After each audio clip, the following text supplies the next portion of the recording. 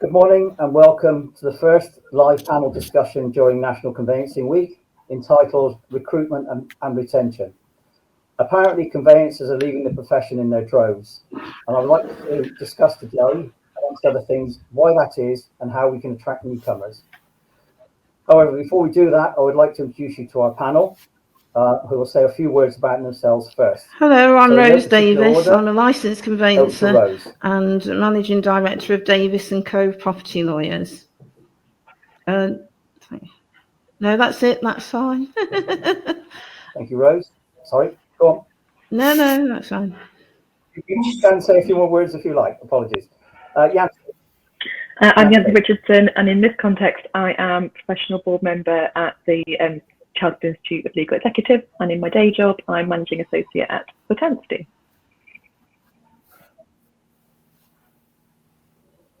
Thank you. Rubina. Hi.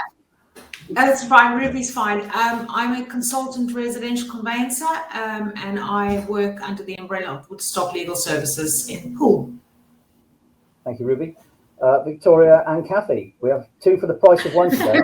Indeed, should I go first? So yeah, I'm Kathy Wahlberg, Managing Director at Ulsters Kelly Solicitors. I think notably I'm not a conveyancer, I'm a solicitor. I've never done conveyancing. I have a broader interest in the client experience, staff welfare and compliance. So yeah, Victoria.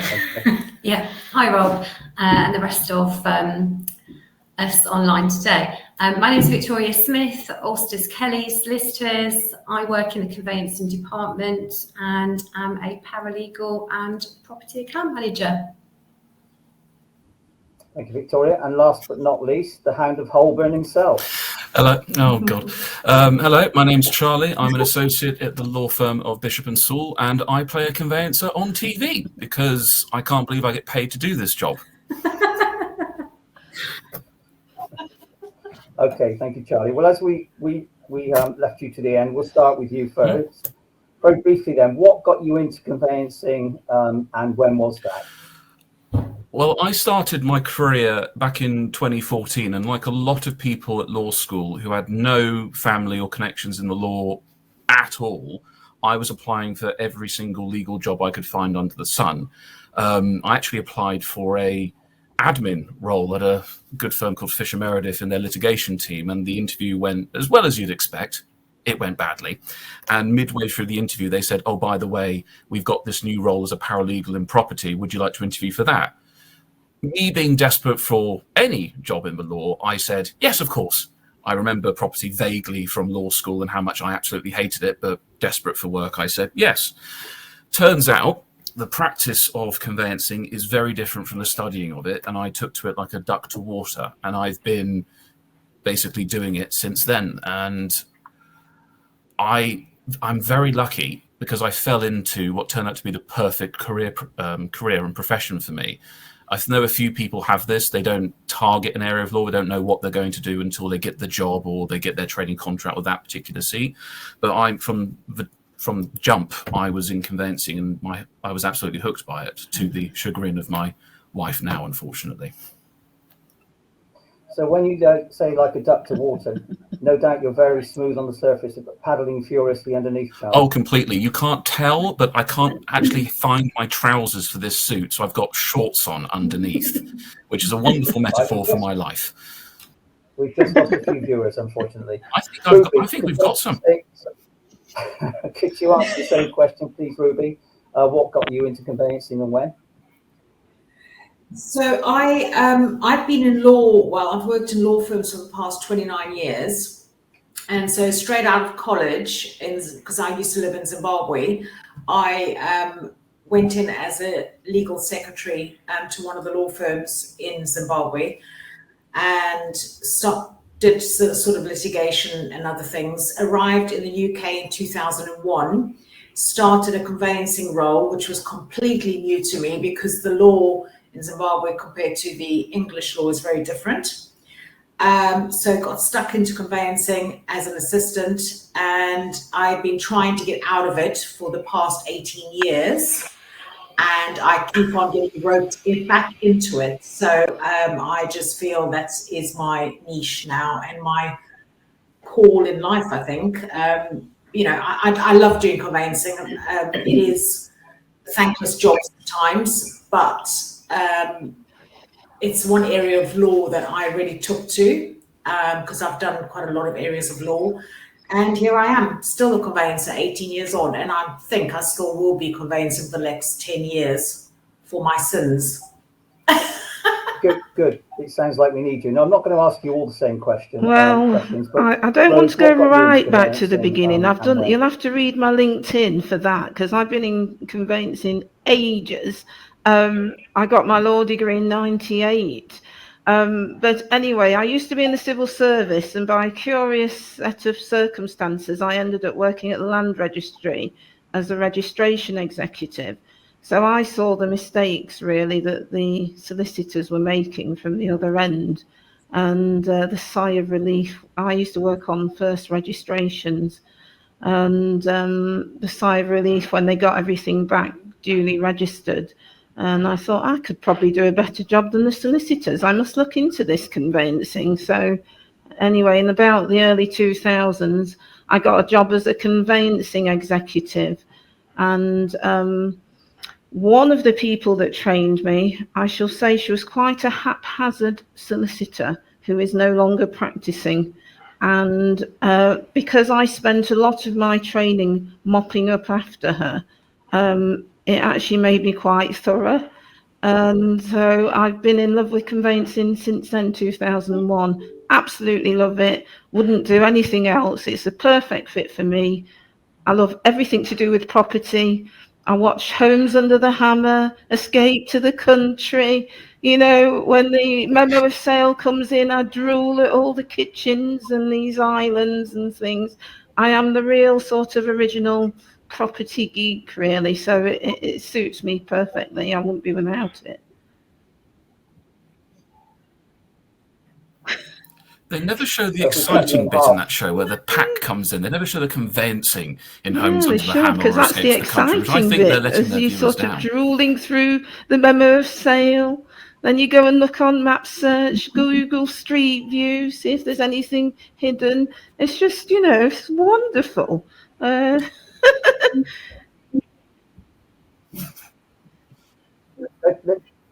Let's just change the question slightly. So, Victoria, not what got you into it, but what sort of training did you have to get to where you are? So my background was actually banking and estate agency. Estate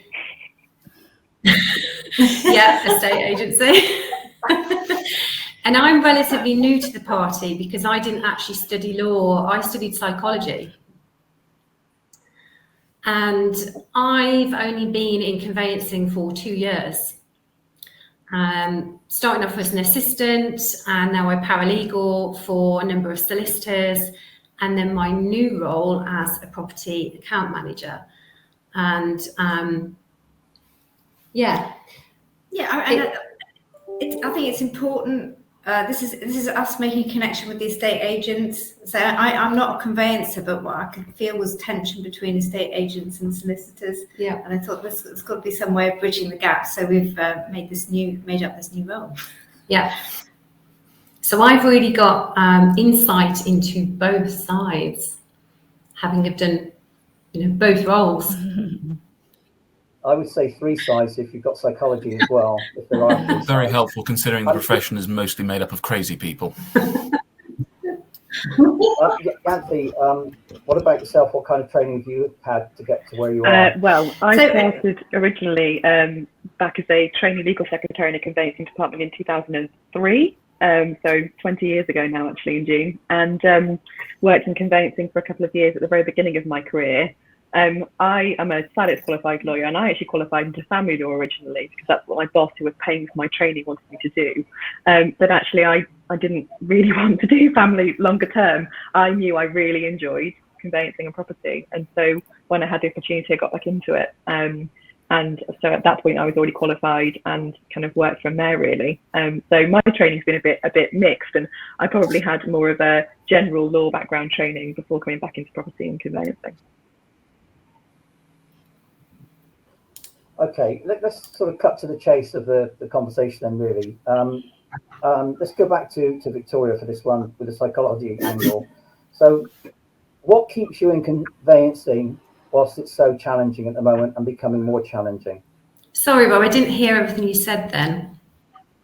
Sorry, what keeps you in conveyancing when it's so challenging and becoming more challenging? Yeah, well, like Rose said, you do have to really enjoy the job. I am very passionate about property, having been in property for over a decade, and also passionate about people. Delivering the best of service that we can do. What keeps me here is probably the company culture. We really care, and Kathy can back me up on this. We really care about our employees and building a really great company culture, looking after our staff, giving us the tools to do our jobs. So yeah, that's really, I would say, what keeps me here. And what about you then, Charlie? Why are you still doing it when it is so challenging and becoming more challenging on a daily basis? And I refer in particular now to the Building Safety Act, of course. Well, it's sort of this ineffable quality, this sort of need to be paid. It's kind of, you must have other talents. Well, Charlie. it's an unusual thing though, because I find most areas of law, because I've done pretty much everything under the sun really though, it's normally a balancing act between the technical and the personal. I mean, I'm not saying one is more difficult than the other. I mean, someone could be a fantastic technical lawyer but have absolutely no way of coping with clients in any form of situation. Conveyancing for me personally is that lovely sweet spot. You've got the wonderful and occasionally very arched conversations and the back and forth over, as you say, the Building Safety Act or the Housing Act, the actual legal minutiae, which keeps, flexing the mental muscles. But at the same time, you get to meet lovely clients, you get to build that relationship, you get to have an impact in what is hopefully quite a nice experience.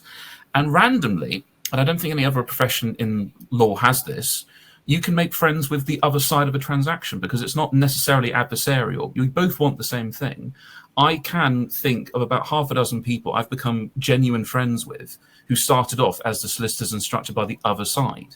And it's just a nice, it's just, if you go in and you're doing this job 9 to 5, or in my case, 8 to 7, it's just nice to know you're dealing with people who are obviously going to be pushing back to get the best deal for their client, but they're nice and they're not adversarial and they're not writing the sort of poison pen letters that you see in southern areas of law. So it's a bit lighter, I think, a bit more. So Charlie, tell me in the 21st century how you actually get to meet the other side, unless you're still doing personal completions, which I doubt. Well, generally it comes down to because I do a lot of phone calls though, because some things you just need to have a quick phone call. Things get missed in email so easily. And generally, you sort of end up, you sort of end up doing a few deals. The next thing you know, you've done a few things, they've referred you, and you said, look, should we go for a drink? Just actually meet up there and build that relationship. And it's just nice when you see you've got a friend on the other side of a matter. Sometimes it's a bit worrying because you think, oh God, are we going to fall out? But it's generally, I find it to be a fun experience to have someone on the other side that you've met before, as opposed to litigation where you think, oh God, here we go again. Okay. So Yancy, why are you still doing it when it's getting challenging? Do you think it's becoming unbearably challenging now? It has to stop somewhere. I don't know about unbearably challenging. I think I'm still doing it because I love a challenge, and so a bit of a glutton for punishment, I suppose. But my kind of least favourite thing is apathy. I can't stand that's just how it is, so that's how it'll always be. I really prefer pushing on with trying to change things and make things better, and perhaps that's what keeps me here, is this kind of need to attempt to continue to improve the process, mainly from the customer journey or client journey perspective, which is obviously the most important point of all of this, isn't it? What's the client experience? Okay. Before we move on to how we can attract newcomers, let me just try and get a picture of where you will work and how you work. Do you work from home? Do you work from the office? Do you do both, and what do you prefer? We've got hybrid actually. Before I set this firm up, I used to be a consultant lawyer for a firm of solicitors down south, and so I was used to working remotely. So when I set this firm up, I sort of took the best that I could from that firm. And so, for example, one of my team, one of my solicitors, she works remotely all day long because that's what she wants to do. She gets all of August off because that's what she wants to do. Whereas others like the office. So, but we've certainly got the technology. We can work from home, office, or even our mobile phones from Tesco if we wish. We've, you know, I've set it up on that basis. Yeah, we're pretty much the same as Rose, to be honest. Although from my perspective, I do prefer the office. Yeah, and I like the office, to be human fair. Interaction. But I do have Wednesdays off now, just because I'm getting older. What about sorry, what about yourself, Ruby? Where do you tend to work from, and what do you prefer? I've just had my study at home, sort of all painted out, all done. So I work, I would say, 98% of the time from home. I do have an office hub, which is great because I'm a consultant, but I can pop into the office if I need to, and, you know, to see the girls, get some interaction. But I prefer working from home. I don't have to travel anywhere, so that cuts down my traveling time. I get more done at home because there's less distractions, especially if I'm working on property reports, etc. Do I get lonely? Not really. I've gotten used to doing it for the last two years. So yeah, I just work better from home and I enjoy it, really. And when you say you can get more done, you're not just referring to the laundry, of course, are you? The what, sorry? The laundry, of course. No. And the problem is, working from home, I tend to sit for long hours and I don't get up. So I've got to conscientiously think, okay, you've been sitting for too long. I need a break. The other downside from working from home is that you can tend to work long hours into the evening, weekends, because you know, your home office is in your home. And you think, oh, I'll just pop onto the laptop to do draft contract, and then 2-3 hours later you're still working till 10-11 o'clock at night. But I'm a bit of a workaholic, so that's my fault, really. I need to you know, watch my time. I think that's difficult though, because in conveyancing, given the level of technical and, you know, technical perfection that our clients, and more importantly now the lenders, thank you very much Building Safety Act, it's very easy. You can spend hours on a single matter because you can always keep drilling down further. You can always go further. Oh, let's check that, and let's check that. And at some point you need to stop. And it's very difficult when you're working at home because you don't need to leave when the cleaners are there about to kick you out. So you need a lot of discipline, I think, to work from home, something that I actually don't have. Finding the balance, yeah. I think it's difficult getting that balance. It really is. But I really need to work on that. So that's something that I do need to work on a lot, actually. I was just going to throw something into the mix that I hadn't warned you about before, but are any of you thinking about, or any of you trying, a 4-day week? Let's go to Yanthi. You're on mute, Yanthi, I think. Hello? Yep, she's on mute. She's on mute, yeah. Anyone want to guess what she's saying? Something about apples. Try again. All right, let's go Very to dramatic. Victoria for a second, and we'll get back to Yanthi.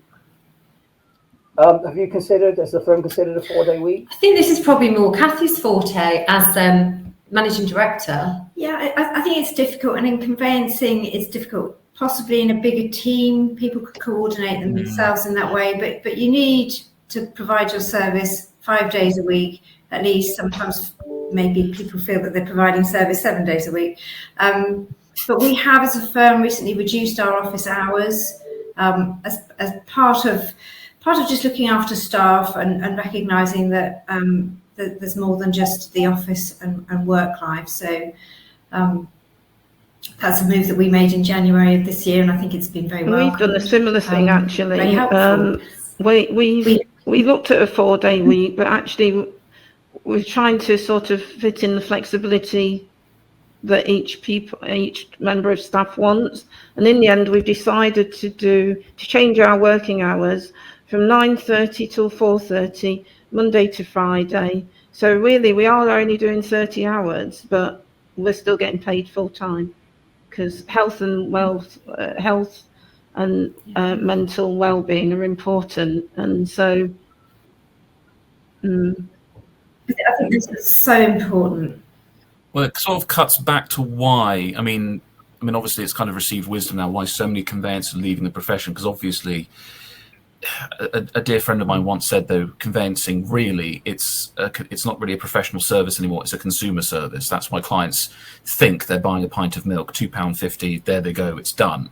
And the problem is we have that pressure on us, and the working and the hours, and I think the working from home, which really kicked off during COVID, has kind of carried on, though. And I think that's why so many people got pressured, though, because we had the constant pressure and the inability to switch off, which is, okay, maybe it's down to me, myself personally. I couldn't switch off because I always felt just one more report, just one more lease. Oh, I'll just do one more email. Oh, it's 3 a.m. Oh, I'll just keep going then, which isn't healthy in any way, shape or form. And I think so many people just sort of went, sod it, I'm not doing this anymore. And I think we need to remember that we're not an industry, we are a profession. I was talking to one of my paralegals in the office today. She was sending an email to a client, perfectly correct email, but she was just giving a yes or no answer. She wasn't advising. That's our job. We advise. And I think we need to push back and try and remember we are a profession, and that, no, I stop work now. I'm not at your beck and call 24 hours a day. And if you want that service, the fee is this, which most people won't pay for.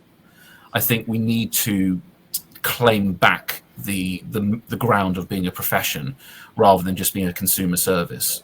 And I think if we do that, it means that we're able to charge more, take on lower caseloads, and means a bit more. Obviously the work will be better because we've got more time to drill down, and I think people will be less burnt out. Just out of curiosity, going around the panel, at any given moment, how many files are you carrying?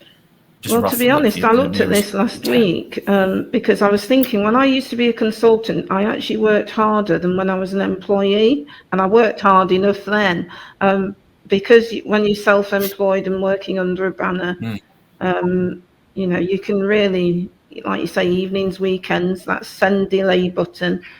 But anyway, I looked at the number of files for our firm was less than 100, and I used to have over 150 files myself when I was a self-employed consultant and when I was also an employee.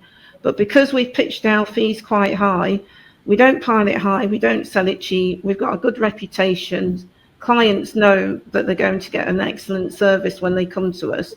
So between 3 fee earners, we've got less than 100 files. It's wonderful. That's why we can do 9 till 4:30, 9:30 to 4:30, and just switch off. No more weekend working, no more working into the night. We just literally, that's it. And it's a lovely balance to have, to be honest.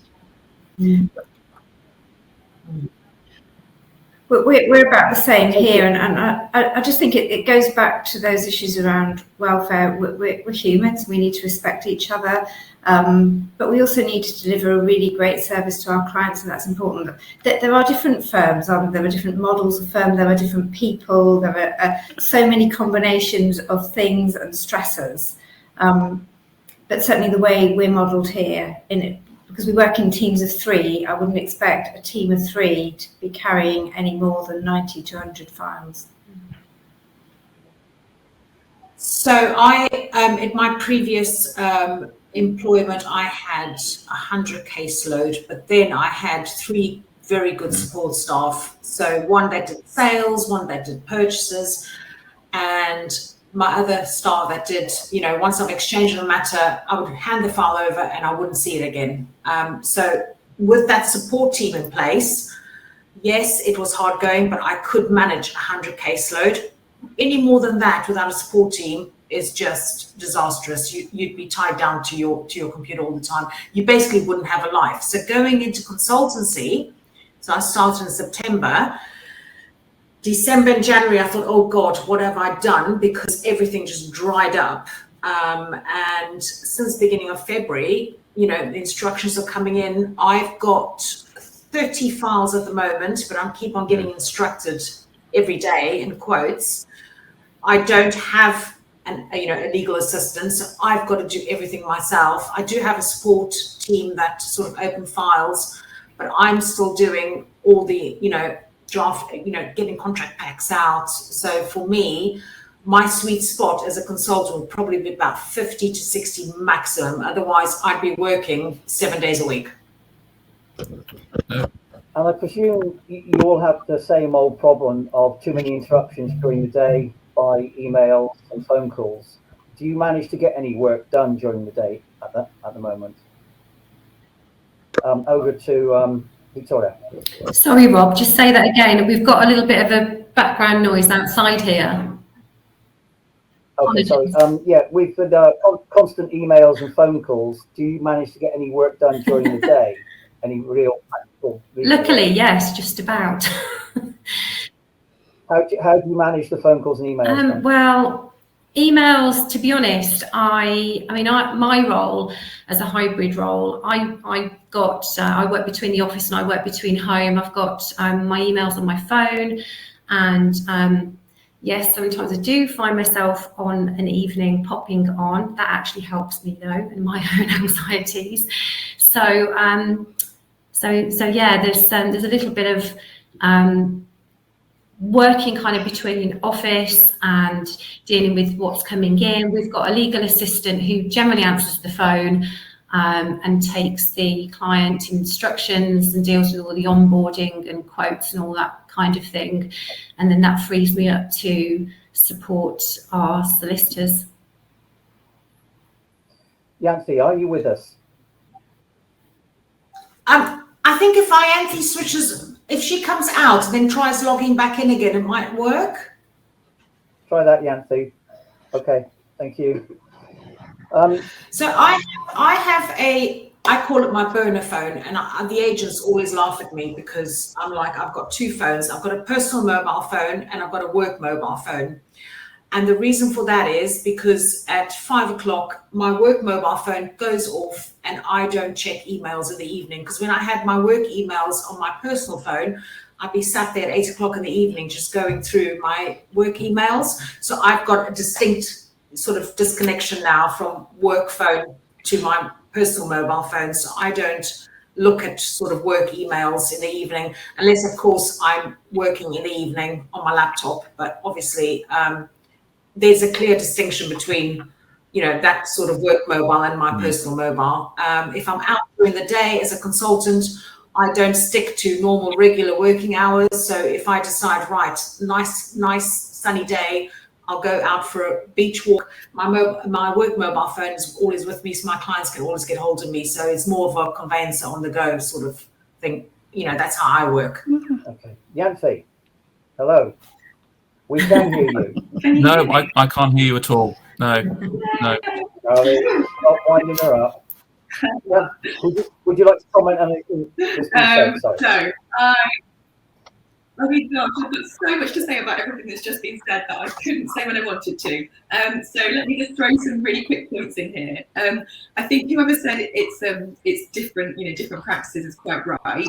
So my team are new build specialists. So we do run a higher caseload, and that's because we are racing towards 28-day exchange consistently. And you've got to look at the life cycle of your caseload. So you might have, say, 70 files, but a third of those will be relatively newly opened in that initial AML stage, reporting it, perhaps looking at contract papers, etc. The next bit will be about to exchange and on the cusp, just going over exchange, and the next bit will be into completions. So you've got that kind of constant churn, which is easier to do if you're exchanging that quickly. From a working practice perspective, our team are in the office 4 days a week. And that might seem a bit draconian to all of you who are really liking your hybrid setups, but there's a few reasons for that. And the new bid element comes into it again because it's so fast paced. And what we found was when trying to communicate with each other as a team, having to add in the extra messages, emails, calls to each other to update each other on what was happening second by second, was extending our work when we could, hear each other on the phone in the office, for example, which makes a big difference. And Charlie made a great point earlier, my final catch-up point. He mentioned learning by osmosis, and that's something that I go on about all the time, Charlie. I completely agree with you. Our junior team lost a lot of learning by osmosis time during lockdowns. And one of the most important parts I think we play in the conveyancing market is succession planning. And the succession planning element was really lost during those lockdowns when the learning by osmosis piece went completely out the window. Well, we can still hear you, Nancy, but you've frozen now, so please stay there because we'll come back to you. When I was driving into work this morning, I suddenly thought, should we still be called conveyancers? And I looked up the meaning of conveyancers. I'll just read it out. It says, conveyancers are lawyers that specialise in the legal side of moving home. A conveyancer will go through the legal process to transfer the property ownership from one person to another. Now, you do a lot more than that these days. I mean, maybe that's what I did 30, 40 years ago. So should you now be called something else? I've just come up with something which is probably rubbish. And this is a bit of a tongue-in-cheek question, but moving home lawyers and facilitators, that's a bit of a mouthful. But Clairvoyance, sorry. Go on, Ruby. Clairvoyance, I mean, you know, what else? You know, people expect us to have a crystal ball. You don't have a crystal ball? And no, Charlie, have you got one?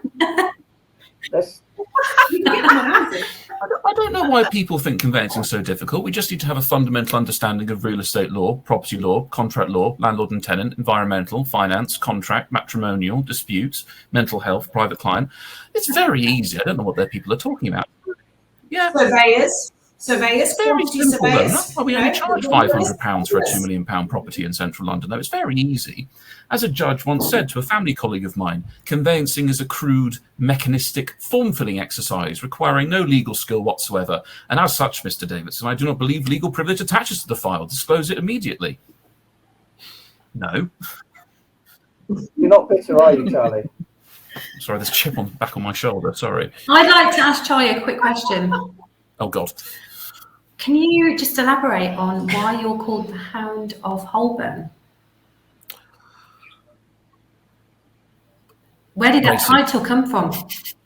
Braces. Can we come back to that? Because I think we ought to stick to the meat of I'll talk to you later. That was just off the back of Charlie just saying all that. I'll put it on LinkedIn. I'll do the story on LinkedIn, but let's stick to the panel here. Rob's right. Okay, thank you. Rob, that question you were just asking around should we be called conveyancers still is something that I've been talking about for a little while again, because I think that the term potentially is the problem, or the description is the problem, because it doesn't really demonstrate the legal work that we do. I personally prefer residential property lawyer. Personally, I think that does actually indicate that we do some law. That would mean more to the client as well, wouldn't it, than conveyancers probably. I once had one of my colleagues have a massive go at me, telling me, "Charlie, you're not a conveyancer. You're a solicitor. Act like one." And I thought that kind of stuck with me. I don't know why. Maybe it's because he was yelling at me in an open plan office. But I don't think that's never going to happen, Charlie.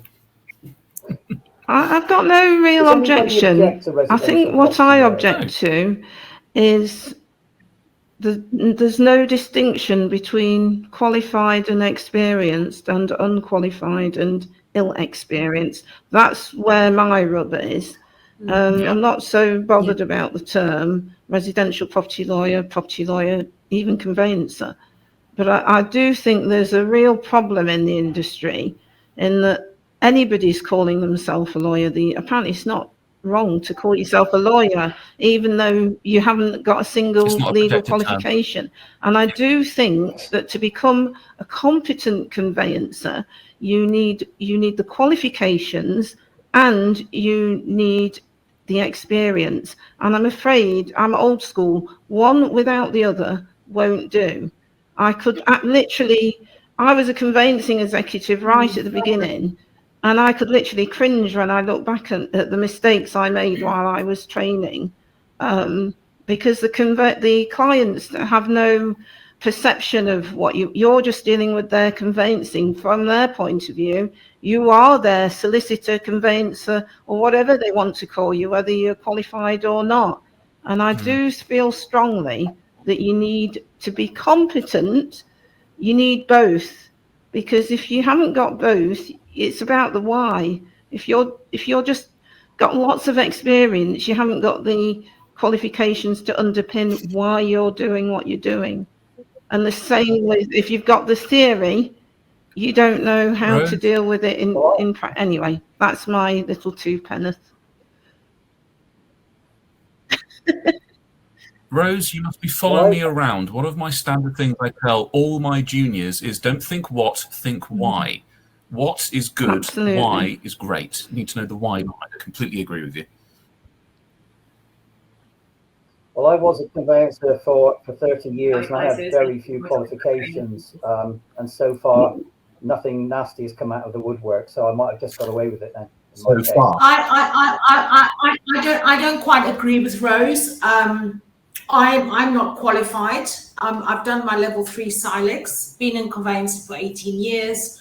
I can tell you now that I can possibly do a better job than a qualified solicitor on a file, because I've come across some shocking conveyancing from solicitors and even partners of law firms. So I don't believe that a qualification makes you a good or a bad conveyancer. Yes, obviously you have to know the areas of law, you've got to know about land law, but I think I know a lot of unqualified conveyancers who've been doing it for 20, 30 years that know how to do the job and are better than qualified conveyancers. And this is a bugbear of mine, because I'm not qualified. People think, well, you shouldn't be doing your job. I totally disagree with that. It's not always the case that a qualified person will do a job better than an unqualified person. I mean, I can think of 2 law firms where the head of the departments have no legal qualifications whatsoever, and yet I will very happily, if they say this is my opinion on it, though, I will trust them because they've just been doing the job for so long.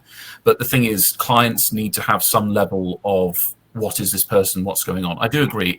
I don't like it when solicitors start looking down on legal executives, start looking down on licensed conveyancers, because that's just snobbery and that doesn't actually help anything. You need to look at the actual quality of the work that's been generated. And I don't know about everyone else, but I've seen a distinct decline in inquiries and training during COVID, after the lockdown. Just from, I mean, obviously I'm most well known for these ridiculous inquiries that get sent my way and my tongue-in-cheek replies. And I think there has been a lack of training. Maybe it's due to people, again, it's the lack of osmosis maybe. But I think if we want to keep people in this industry, we need to train them and show them that there's no shame in being a property lawyer, being a conveyancer. It doesn't mean you're a crap lawyer. It just means you're a specialist. And generally speaking, you have skills that a lot of people don't have. And I think giving people that training and a bit of pride in their career, their profession, is important to keeping people here. If they just treat it as a 9-to-5 box-ticking, form-filling exercise, then they're not going to last. They'll go do any other number of jobs and get paid more.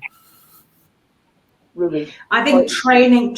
Rob, are you going to be covering this soon? Because I just feel training is a huge problem in our profession. There just isn't enough training and enough newly qualified solicitors or people coming into the conveyancing profession. And well, we're going to get to that in a second then. But we talked about working from home, working from the office. We talked about 4-day weeks. So let's get to the meat of the conversation really. How can we attract newcomers? Are your firms doing that at the moment? And if you are, how are you training them? But how do we get them in at the early stages? Over to Yancy, if you're still there, Yancy. We can't hear you, and you're still frozen. Always a good test. I think attracting newcomers in this industry is really hard. And I think partly it's because of the same point I've just made, that we're not seen as, rightly or wrongly, we are not seen as a very legal area of practice. And that's incredibly exciting because, as we all know, it really is very legal. And as Charlie just rattled off, it's not just land law and conveyancing and practice you need to know. It's all the other stuff that comes with it from a risk perspective that you need to be aware of when you're talking to a client and taking thorough proper instructions. So I think we have got a challenge ahead of us in terms of succession planning. I think it's really very difficult to get people newly into the industry who are, perhaps trained solicitors, trained legal executives, training licensed conveyancers, who see it as an area in which they can grow and develop and progress and achieve real success. And actually, there's lots of opportunity for that. I tend to be of the opinion that you make your success. So you do a great job, you build on that, you grow with that, and you grow in your role in the same way, and your team are successful in the same way. So I don't know if I've really answered the question. This is just something I get quite passionate about. Okay, thanks, Andy. Victoria and Kathy, what do you think? What are you doing in-house to try and attract and keep newcomers?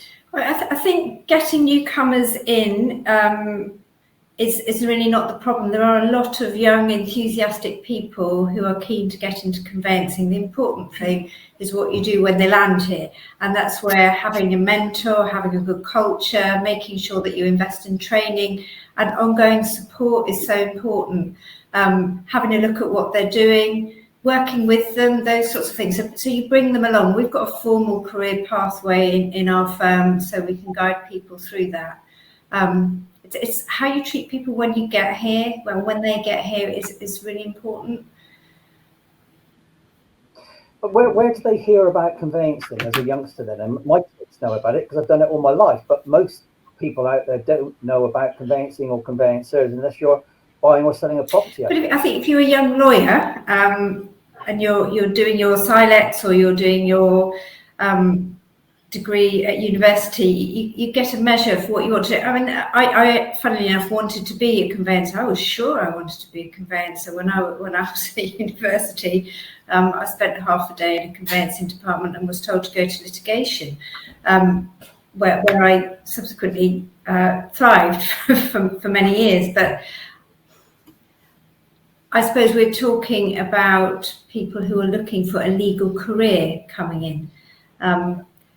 Outside of the legal sphere, I don't necessarily know where people get the idea of becoming a conveyancer. Yeah, because they don't leave school, college or university and say, I want to be a conveyancer. They want to be a lawyer of some kind. And then you try and steal them away from another area of law, I guess. That's what happened to me, though. I wasn't planning on being a conveyancer. I hated land law and property law at law school, but the second I started doing it, it clicked. I just know I wanted to be a lawyer. Then it's sort of I was funneled into this particular specialisation. So it does. I mean, I think that's the way, really. There are people who want to be lawyers, and you sort of just further refine them into, what they're meant to be. And also, just from my point of view, being an ex-estate agent, for estate agents that are fed up in the industry, that they want regulation, and that was the big reason why I left. I came in and dealt with a lot of the compliance side of things and needed more regulation than actually what was happening on the estate agency kind of point of view. A friend of mine did say that the second they bring in professionalisation or heavy regulation of the estate agents, the bottom third of the market just will fall away like IFAs years and years ago, because they're just falling below the mark. Yeah. They need to realise that you're not just a salesman, you're not just selling a used car here, though. There is a lot of stuff, particularly in London, though, because, someone turns up with a bag full of 50s, maybe ask some questions.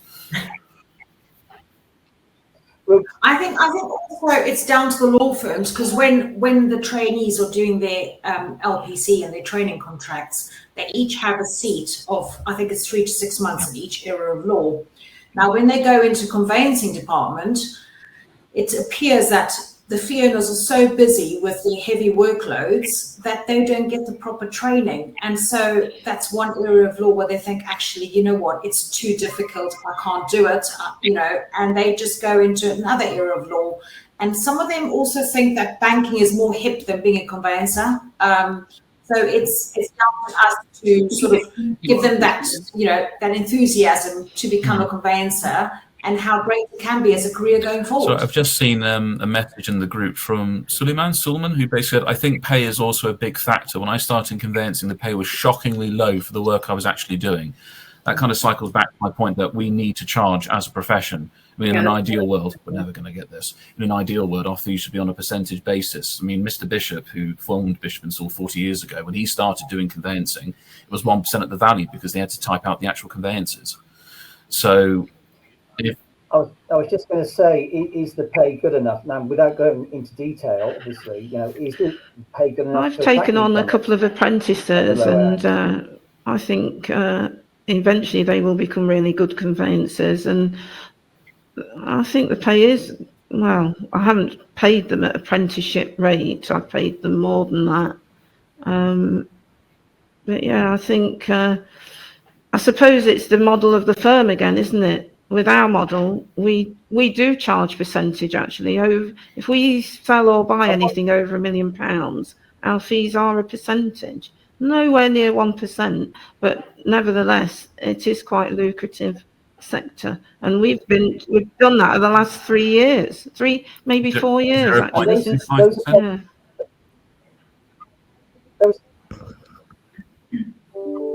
Those apprentices, well, one of them is my daughter. Where did they come from? So can't really, but she came actually temporarily after her A-levels because she didn't know, we were busy and she didn't know what she wanted to do, and then took to it like a duck to water. But the other girl actually was a nurse. She'd started a training to become a nurse. We put an advert out, and we interviewed her, and she's really good. So she switched profession altogether.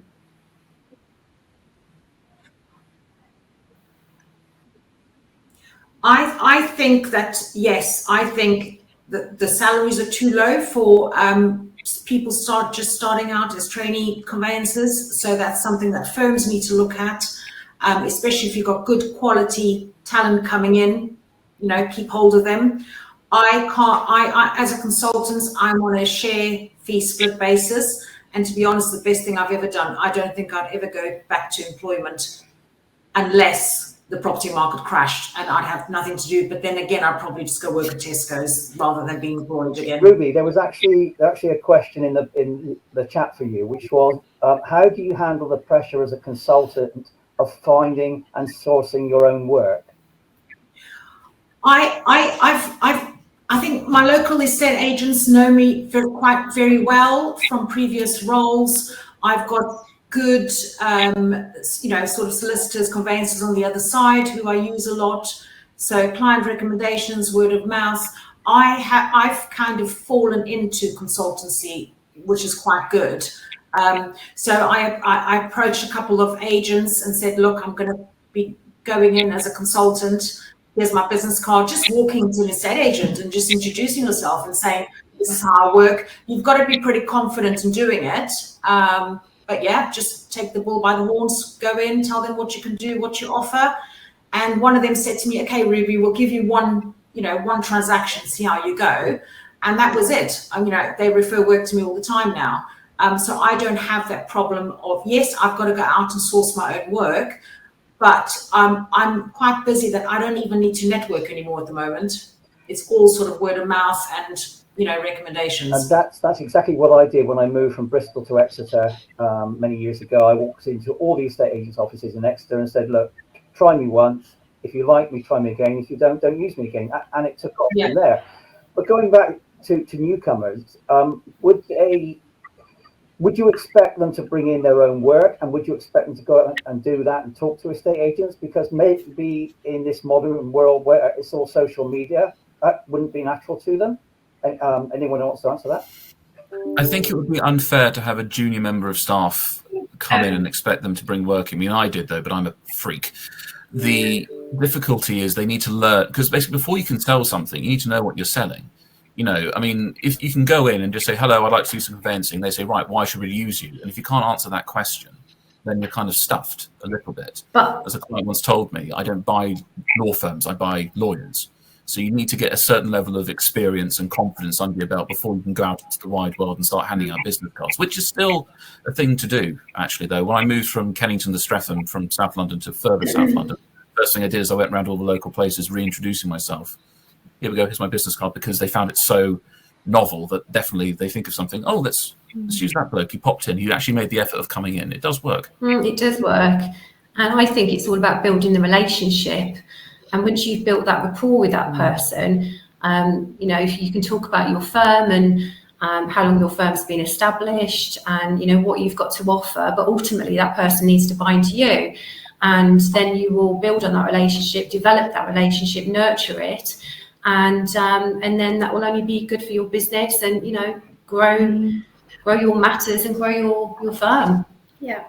And, you know, again, we've all got different skill sets. Some people are very comfortable going out, networking, enjoying those relationships, and for other people, that's just hell on earth. And I'm not a fan of encouraging people to go and do what they find hell on earth at any level of their career, because we are all so different, and you've got to play to people's strengths, and you've got to allow people to shine where they've got the skills, and where they want to grow, and where they want to develop. And I think there's very little point saying to a junior member of staff, right, off you go, trot on to the local estate agents, and go and develop some relationships. I think there's much more to it than that. I think people need to be nurtured into those sorts of roles, and for those who are not comfortable with it, you need to give them time to do that. Who's heard the phrase finders, minders and grinders? Anyone else got told that when they were training?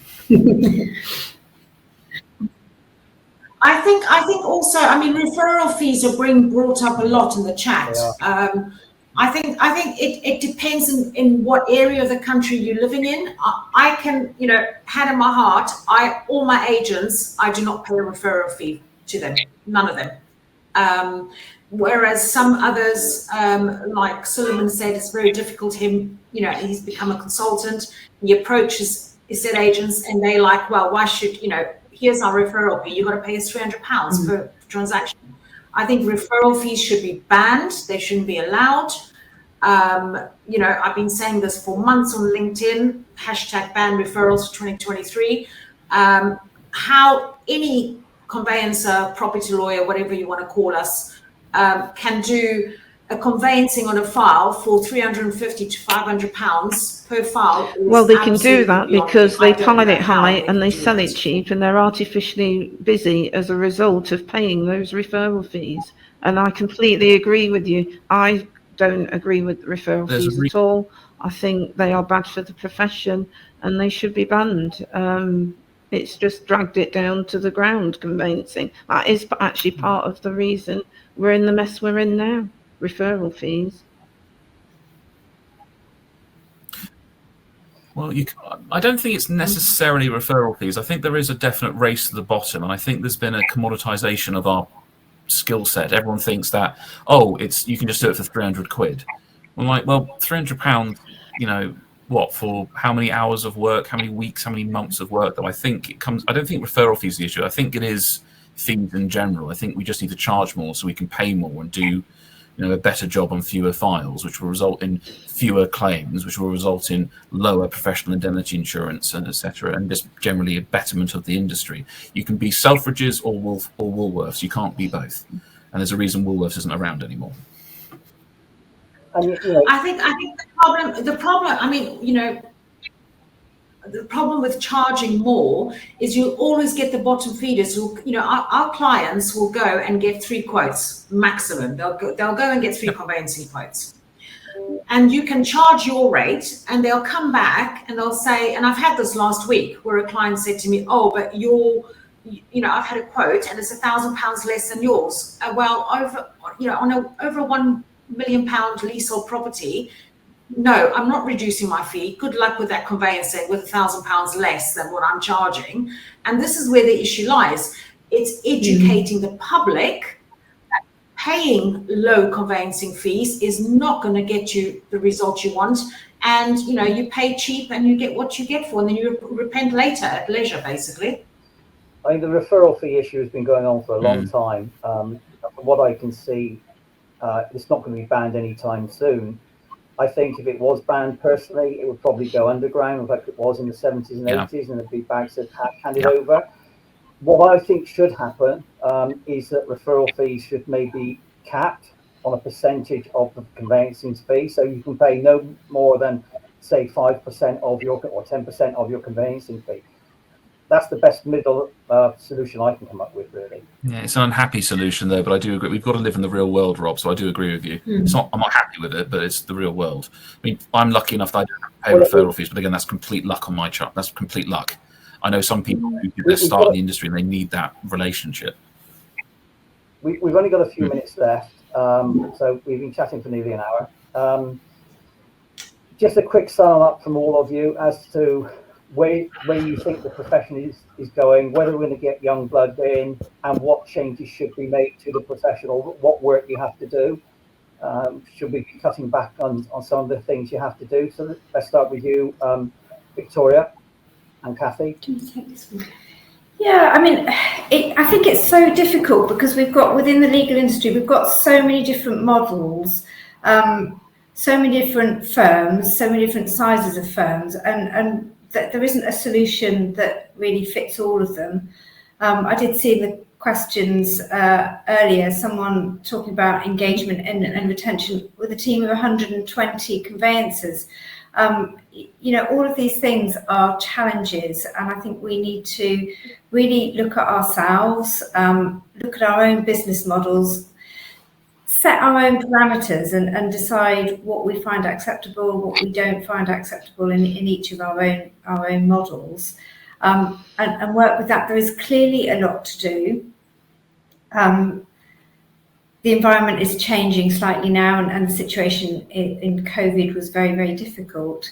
But I don't think there's one size that fits all, but investing in people and respecting their well-being and welfare is really, really important.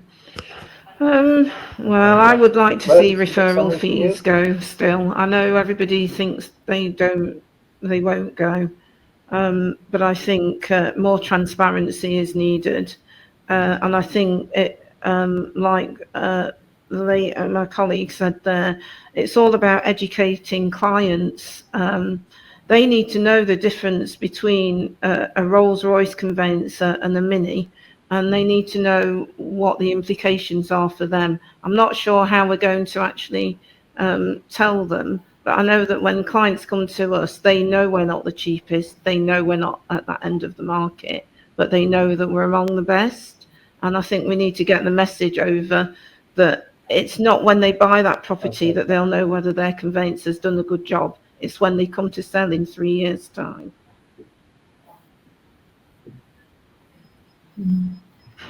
Look, I'm not sure if when our hour's up, if we just go off screen or not. So, Ruby, we could be very brief. We've got about a minute left, and quickly, Charlie. I would say for all the head of departments, etc., appreciate your conveyancers that are below you, appreciate the support staff and the work they do, and give them more commendation.